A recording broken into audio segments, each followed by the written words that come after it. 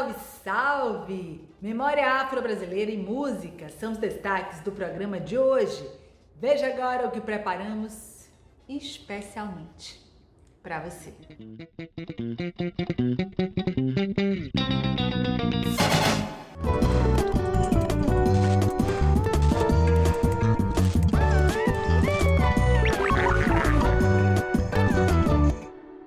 Que tal compartilhar memórias pelo Instagram? O projeto Acervo Imediato convida pessoas negras a dividirem experiências usando a hashtag Acervo Imediato. Quando finalmente eu posso sentir o cheiro do barco roçando a água, tentando se manter firme em suas leves marés de Paraguaçu. É quando toco com a mão as cordas vocais. Meus seios apontam, meus dedos entram por um ouvido e saem por outro. E posso ouvir o desgaste do ferro e das pedras quando a água passa. O Acervo Imediato, ele aposta no poder das artes da imagem enquanto potência criativa de novos imaginários e realidades. O amor é coisa que mói muximba e depois o mesmo que faz curar. Então, o projeto Acervo Imediato, ele vem com essa provocação, né? Como é que a gente constrói nossos imaginários de futuro, e esse futuro pensado a partir de uma perspectiva espiralar, né? A partir da cosmovisão africana e indígena também, onde o tempo passado, presente e futuro, eles se encontram. O meu trabalho, que se chama Um Transe de 10 milésimos de segundo, ele está justamente nesse limiar, né? Esse corpo que é o limiar, o corpo que está no meio do tempo, no espaço. E ele vai conversar, a partir disso, tensionando a ideia de transe, né? A ideia desse transe, desse trânsito, né? O meu trabalho ele é feito a partir dos gráficos, ou seja, eu crio um espaço graficamente que é para a existência do meu corpo. Eu queria ver teus olhos e também teu coração. Gostaria de um amor que me desse um aperto de mão. Olhe que saudade de você, meu bem. Eu quero falar com você. Agora eu preciso dizer, eu gosto muito de você. O projeto do Acervo Imediato é muito fundamental por trazer essa perspectiva da memória sendo narrada a partir de 3 artistas negras. A gente vive num país sem memória, o que elegeu contar as histórias a partir de uma ótica branca. Então, toda vez que tomamos posse dessa narrativa, é um gesto político, é um gesto radical, de reafirmação de nossas subjetividades, de reafirmação de nossas identidades. Faz alguns anos, na verdade, que eu tenho pesquisado mais e produzido sobre a reverberação das memórias, né? das minhas memórias familiares. Tenho colocado mais isso no meu trabalho. O quarto de costura também era o quarto de dormir, o nosso quarto. Dormi com minha avó até os 9 anos de idade. O Tarô de Memórias, que é a obra que eu apresento no Acervo Imediato, ele me surge da necessidade de mergulhar um pouco mais nas memórias familiares que tenho com essas mulheres. Então, no momento em que eu tiro uma carta e que eu vejo a foto daquela mulher, eu acredito que eu volto imediatamente para a memória a qual eu devo retornar. E aí, nesse processo, eu anoto e me conecto com essa memória para um melhor entendimento de mim mesma, para um melhor entendimento da minha própria existência. A noite não adormece nos olhos das mulheres. A lua fêmea, semelhante nossa, em vigília, atenta vigia a nossa memória. E espero que vocês cheguem no site acervoimediato.com para visitar e mergulhar naquelas obras maravilhosas que estão lá disponíveis para vocês.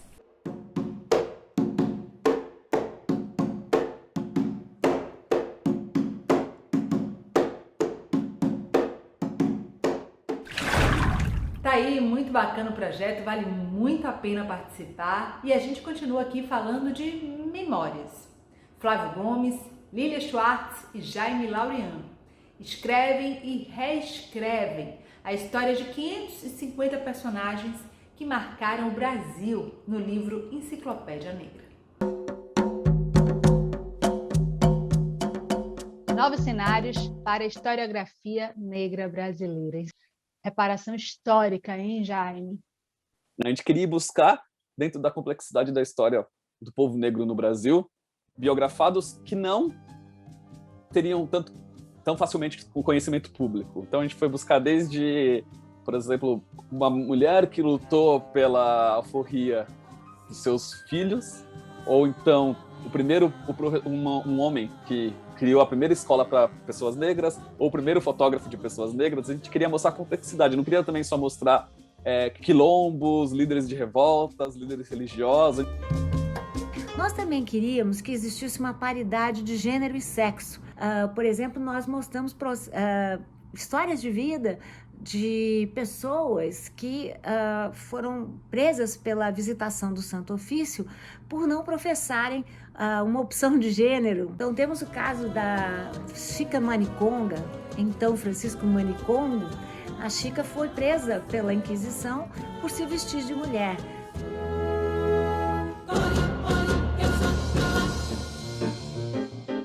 Essa preocupação se mantém na enciclopédia toda. Nós temos muitos personagens femininos também, muitas heroínas feministas nos quilombos, mas também heroínas feministas que são engenheiras, que são médicas, que são amas de leite, que são mães que se negam a que seus filhos nasçam em cativeiro. Mulheres também que empenhavam lutas pela emancipação dos seus. Então eu acho que a história de Rosa é muito interessante. Rosa, 1831, Uruguaiana, Rio Grande do Sul. Numa madrugada fria de 1870, Rosa atravessaria a fronteira do Uruguai, fugindo de uma fazenda criatória de gado junto à Uruguaiana. Nascida no Brasil e com 39 anos, Rosa evadiu-se, acompanhada dos seus filhos Eugênio, Francisco, Fláubio, Domingos e ainda um de peito. Não teve, porém, total sucesso em sua empreitada, sendo capturada, mas o que parecia uma escapada individual era parte do movimento mais amplo, que levou muitos escravizados a fugir de diversas áreas do Rio Grande do Sul e alcançar o Uruguai e a Argentina. A enciclopédia já produziu mais de 110 obras que foram criadas expressamente para esse projeto.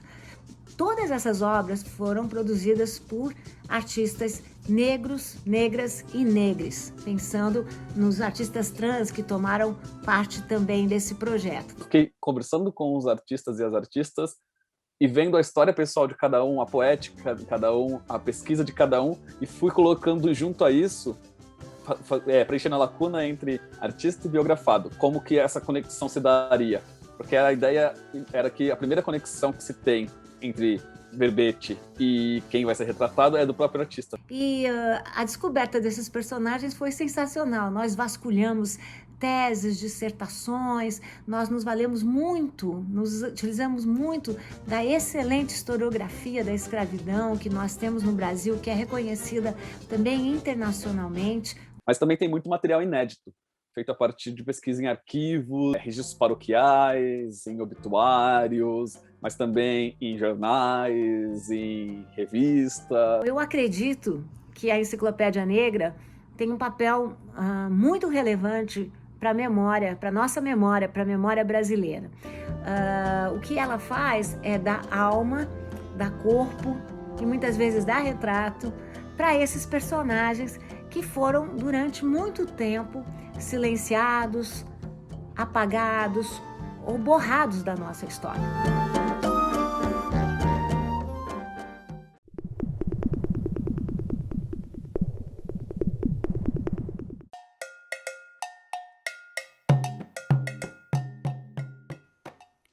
Uma parte da África está bem aí na tela do seu computador. Visite o acervo digital da Casa do Benin, um espaço importante de diálogo entre o Brasil e esse país africano. E ainda tem um livro digital que acabou de ser lançado.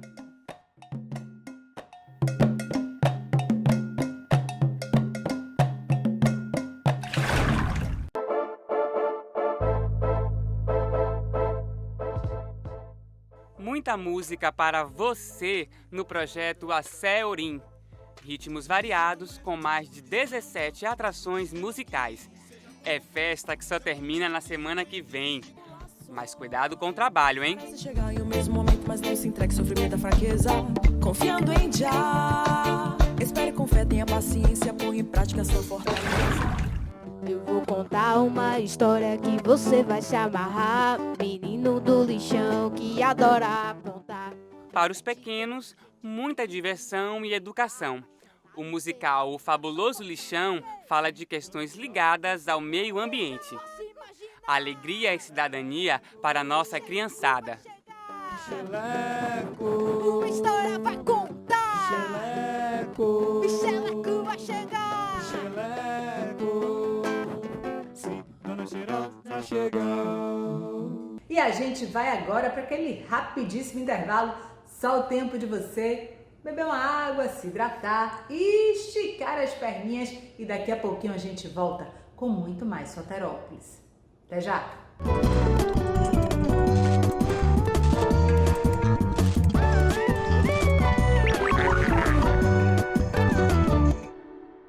A Educadora FM está cheia de novidades. Aumente o som e sintonize 107.5.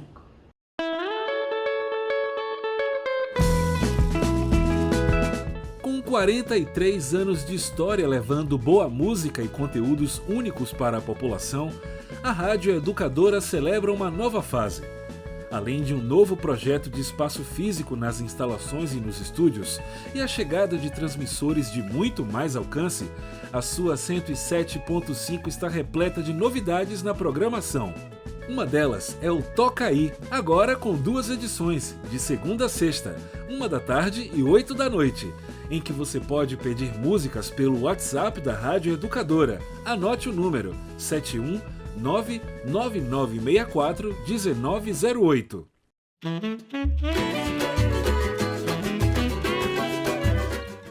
Já a seleção musical dos finais de semana promete não deixar ninguém parado. As manhãs de sábado começam com muito samba no pé. São 4 horas de programação totalmente dedicada ao gênero. Um som de Angola, de Jeje, de Queto e Naku. Força que vem do passado na voz do meu povo. Às 10 da manhã, o programa Brasil Pandeiro abre os trabalhos apresentando uma variedade de ritmos dessa expressão brasileira. A faixa samba segue até às 2 da tarde de sábado. Pise macio, sinta meu samba esquentando pouco a pouco. Ritmo forte, que bagulho louco. Nem é preciso habilidade pra dançar. Aos domingos, quem dá o tom é a música nordestina e tem estreia na casa. O programa Baião de 2 abre a programação às 11 da manhã, com uma seleção de músicas voltada para a tradição de ritmos e estilos da nossa música regional.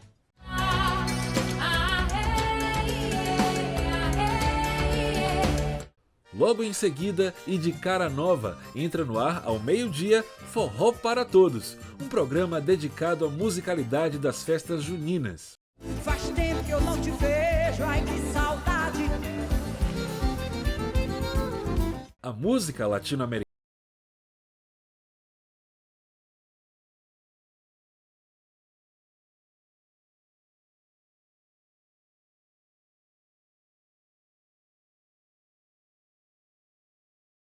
O programa Soy Louco por Ti começa às 6 da noite e faz um passeio pela riqueza sonora da música produzida por nossos hermanos.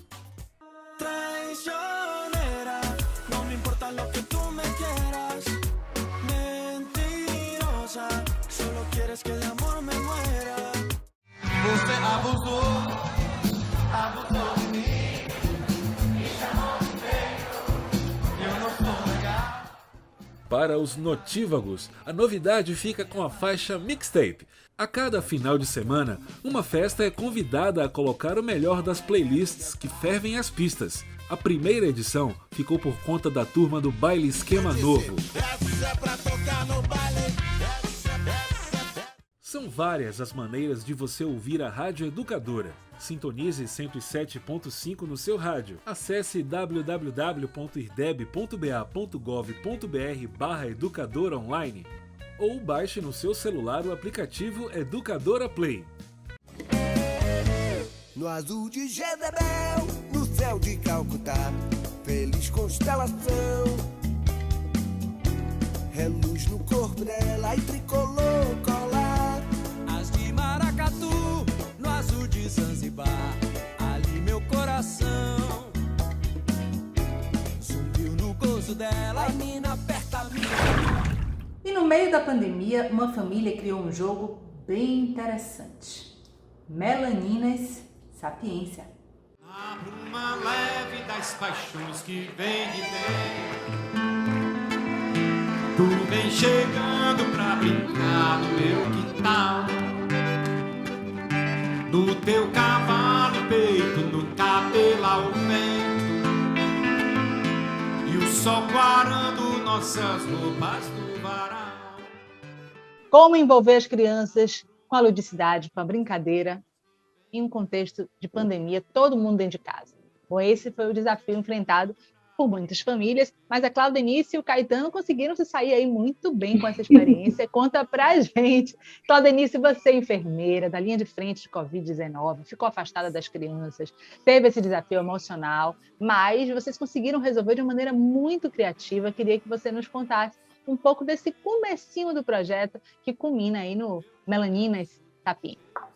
Melanina Sapiência é a menina dos olhos. A princípio, como não tinha um conhecimento com o vírus, era incipiente no início da pandemia, a nossa decisão foi, vamos nos afastar.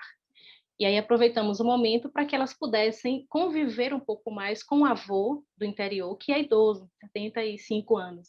E nessa ida e vinda, elas começaram a aguçar o olhar, um olhar diferenciado para a natureza, para as plantas, para as paisagens, e começaram a identificar as diferenças. Porque elas iam de carro, são 8 horas de viagem, e um tempão conversando sobre várias coisas, ela e o pai, que o pai incentiva muito essa questão. Também vem de uma família de artista, tem uma tia dela que é artista plástica, bem renomada em Recife, e aí com esse movimento de interação, de trocas, elas brincando em casa, quando retornaram para a casa do avô, começaram a desenhar as plantinhas e brincaram de jogo da memória.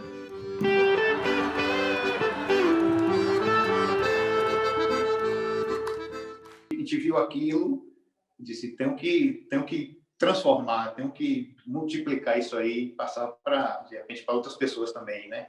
E foi onde eu editei os desenhos e priorizei menos interferências possíveis, deixando mais real o desenho delas, o olhar delas sobre aquelas plantas. A experiência foi muito boa, tipo, quando as crianças chegaram aqui em casa, a gente adorou, porque elas ficaram muito boas. Eu sempre gostei de natureza. Foi bem divertido, porque ver o nosso trabalho, o nosso desenho ficar pronto foi uma experiência muito legal. Montar também foi tudo bem artesanal, sabe? Então, quando a gente ia montar, às vezes a gente brincava. Vocês estão ficando famosas, não é verdade, Joana? É, sim. A gente criou o canal da Melanina Sapiência, depois a gente começou a fazer um monte de vídeos sobre várias plantas e sobre jogos e entrevistas. Eu já escuto os teus sinais, a voz do anjo sussurrou. Como é que se chega em Melaninas Sapiência? Desde sempre, esse fervor das crianças, né? Pai, cria um canal para mim. E a gente disse, eu não posso criar um canal como vários outros aí comuns, né? E a gente tem que criar um canal com algum propósito. E aí juntou, tipo, as duas irmãs com as melaninas diferentes, e veio disso aí, veio das diferenças de cor das duas, criando uma sapiência, um pensamento positivo para frente. Nós precisamos trabalhar essa questão com Joana, porque Joana é filha do coração, então ela tem alguns desafios a mais que Laura. E aí, tentamos, de algum modo, trabalhar essas questões também nas postagens do Instagram, nas nossas discussões, fomentar, porque é necessário trabalhar essas questões com as crianças. As crianças, nós não nascemos preconceituosos, nós aprendemos a ser preconceituosos e a segregar. Então, o objetivo maior do Instagram das Melaninas Sapiência é de trazer essas discussões, fomentar essas discussões entre as crianças. Eu já escuto os teus sinais, tu vês, tu vês.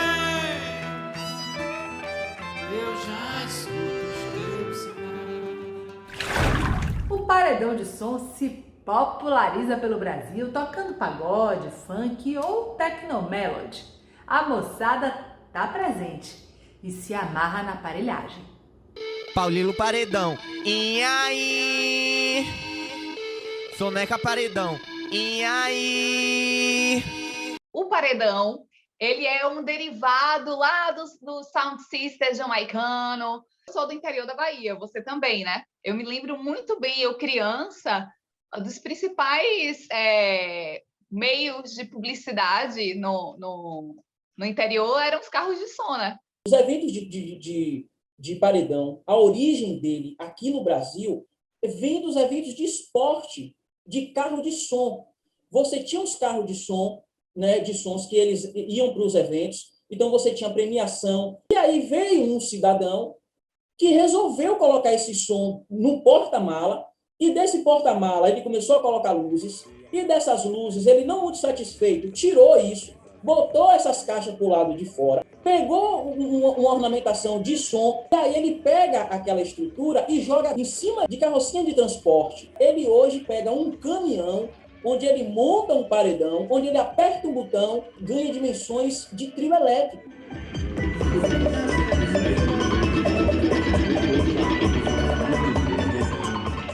Comprei um carro e botei um som na mala, 2 bocas de 12. Aí criou minha paixão pelo som automotivo, resolvi fazer um paredão e criei uma família chamada Chacal Paredão.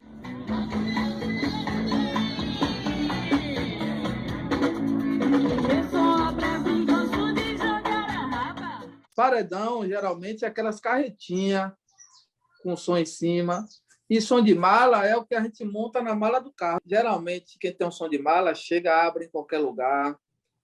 Não se preocupa se está incomodando, se tem autorização ao evento, está nem aí para nada. Como é que esses eventos mobilizam a economia? Quando eles são realizados dentro de uma cidade, existe uma pré-divulgação dentro da cidade. Isso mobiliza supermercado, isso mobiliza toda uma questão de estética corporal, roupa, sapato, né, água, o pessoal que vende bebida. Você tem documentado os paredões de Feira de Santana e da cidade de Cachoeira. Quais são as particularidades desses paredões dessas cidades? Em Feira de Santana eu percebi uma coisa que era muito assim. Não tocava, por exemplo, o samba de roda. Não tocava com frequência, por exemplo, o reggae. E quando você vai para a cidade de Cachoeira, a gente percebe que existe essa particularidade lá. Eu sou um produtor de eventos de paredão, né? Então eu levava uma câmera para dentro dos eventos e fotografava. Ao entrar no curso de cinema, eu falei, poxa, a gente precisa criar um documentário desse. Eu sinto que tem pessoas que não conhecem um evento de paredão. A gente é muito criminalizado.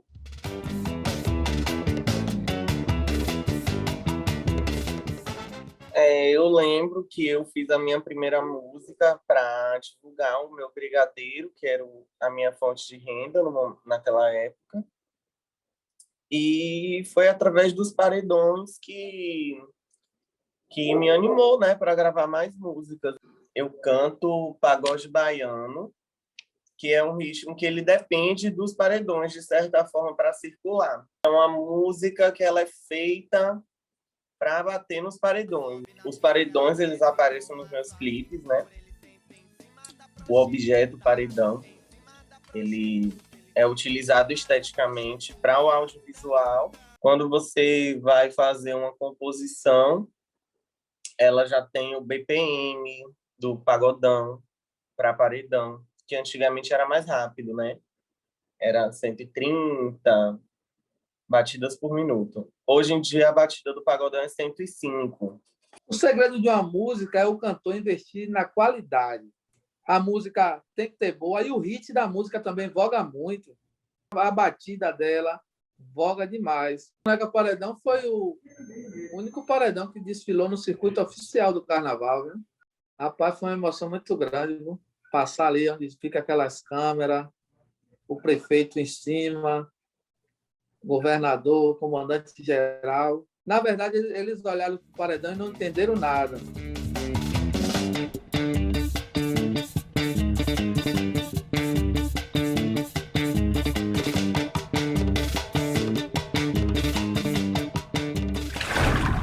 Tá aí, sempre muito bacana dançar, curtir, mas ainda não é momento da gente aglomerar. Então, se puder, fique em casa. Se sair, use máscara, leve o álcool em gel, lave sempre as mãos. Cuide de si e ajude a cuidar do outro. Um beijo grande para vocês, boa semana e até o nosso próximo encontro. Tchau, tchau!